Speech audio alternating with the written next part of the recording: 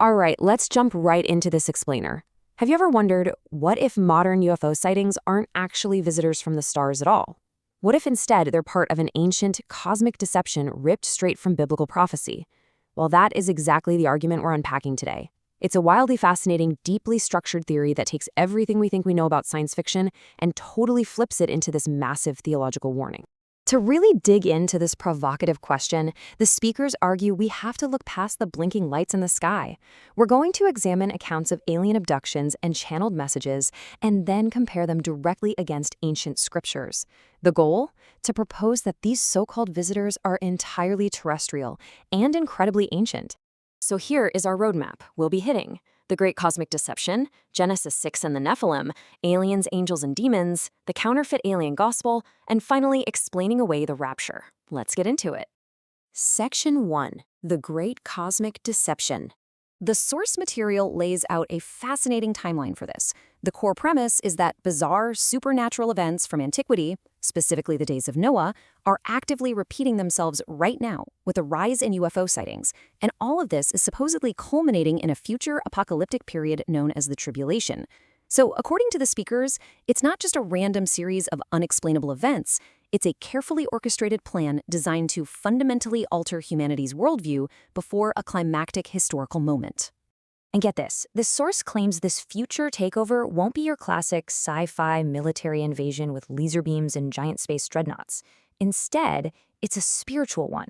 It's allegedly going to rely on miraculous, undeniable signs meant to promote a global worship of Mother Earth over a creator god.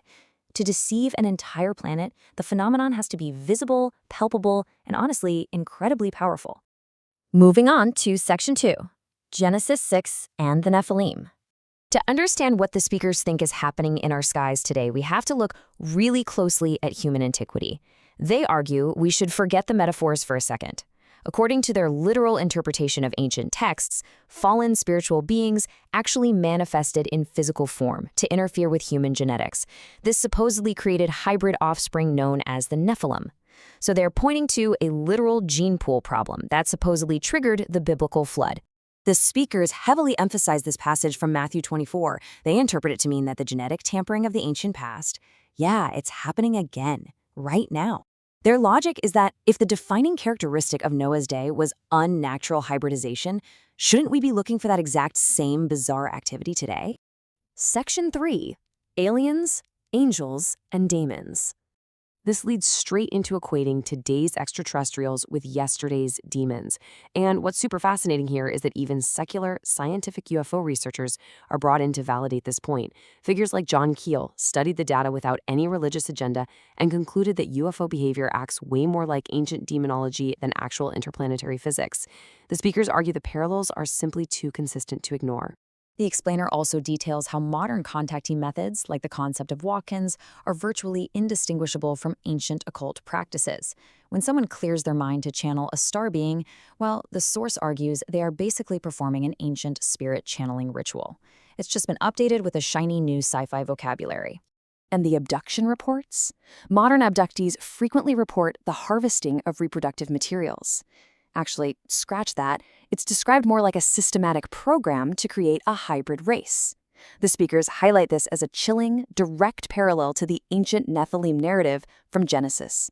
They're connecting the dots between ancient texts and modern abduction reports, implying both share the exact same dark genetic agenda.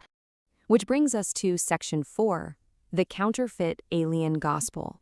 The logic here is that if a massive deception is coming, it needs a counterfeit truth to sell it. The ideological battle lines drawn by the speakers are pretty stark.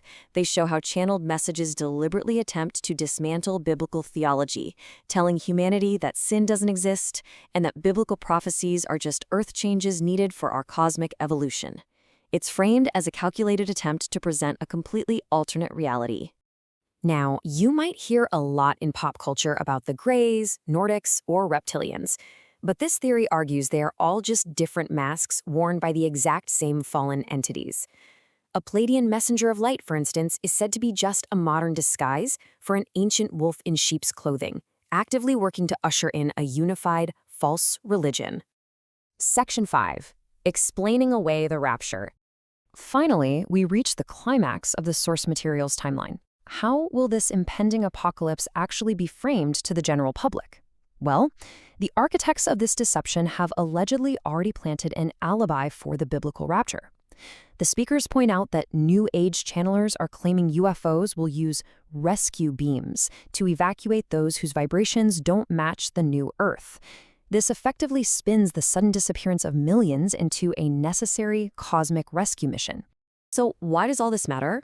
Because the ultimate warning from the speakers is that humanity is allegedly being conditioned right now to embrace a dark agenda disguised as intergalactic help.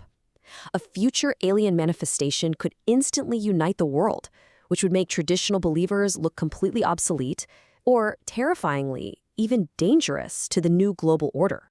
Whether you view this as fascinating modern folklore or a literal warning of things to come, you have to admit the narrative is meticulously tied together. So we leave you with this provocative thought from the source material.